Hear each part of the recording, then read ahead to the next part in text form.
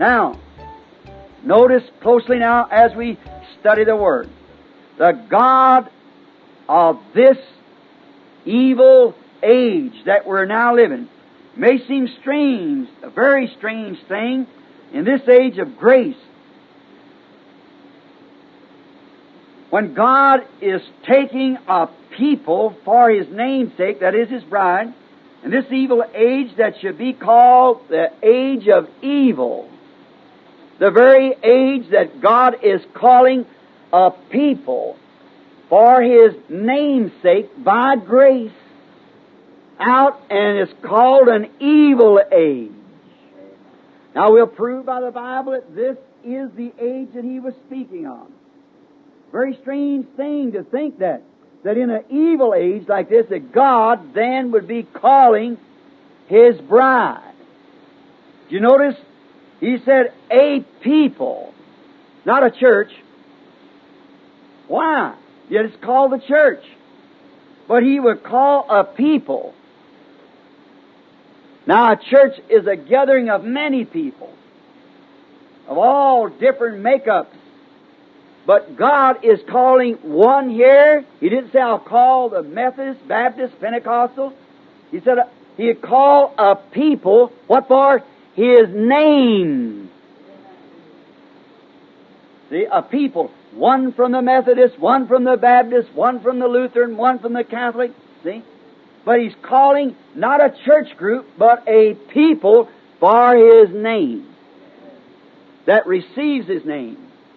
Engaged in His name, going to a wedding to be married to Him, to become part of Him.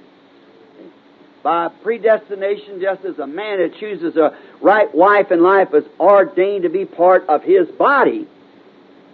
So that is, the bride of Christ will be and is now from old ordained by God to be a part of that body.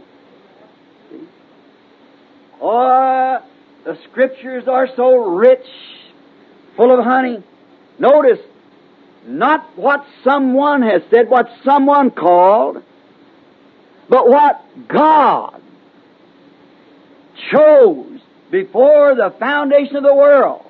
And it's calling these people in the last days, not an organization, a people for His name.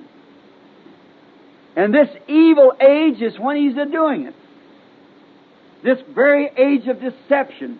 Last week in Matthew 24, it was the most deceiving age of all ages. All the ages of deceit from the Garden of Eden all the way down. There's never been an age so deceptive as this age. False prophets will rise and show signs and wonders, if possible, to deceive the very elected. Now, just the cold, formal, starchy churches and so forth of man-made theology, that wouldn't, the elect would never pay no attention to that. But it's up there almost like the real thing. Just leaving out one word's all you have to do. Promise of the age. Very great time, Christians everywhere. Take heed to the hour we're living. Mark down and read and listen close. What would God call a people out of this evil age for His name? The reason it is to try her, His bride.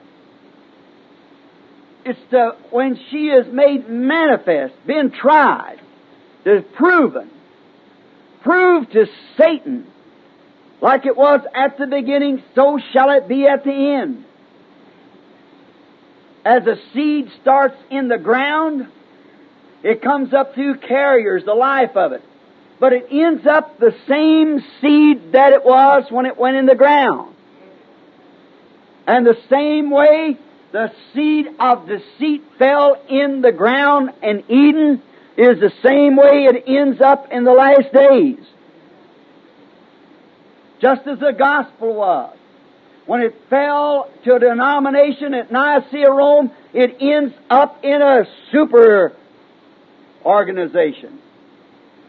Just as the seed of the church fell back there, with the signs, wonders, and the living Christ among them. It ends up in the last days under the ministry of Malachi 4 and restores back again the original faith that was once given. We find now this evil age is to prove to Satan she is not like Eve. That she is not that type of a woman.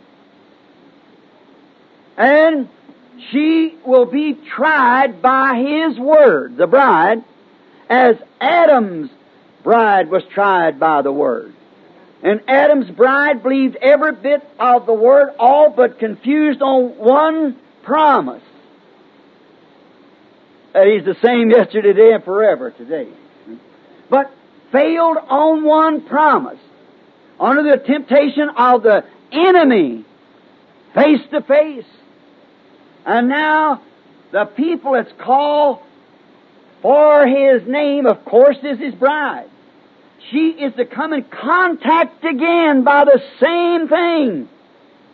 Not by just a nominational truth or something, but every word. For in the beginning of the Bible, man was given the Word of God to live by. One word misinterpreted by a man called Satan in a person of an animal called the serpent. Satan in this person could talk to Eve and misinterpreted the Word to her and was lost. See? It must be every word. In the middle of the Bible, Jesus come and said, man shall not live by bread alone, but by every word. When He was tempted by Satan. Now God telling us here in the last days that the God of this world will rise up in the last days, and whosoever shall add one word to it, or take one word from it, his part will be taken from the book of life. God, be merciful to us. And let us not walk as stiff shirts, chest stuck out, head up, know-it-all. For we too one time were in disobedience. Let us with grace and mercy and feeling in our heart towards God humbly come to the throne of grace.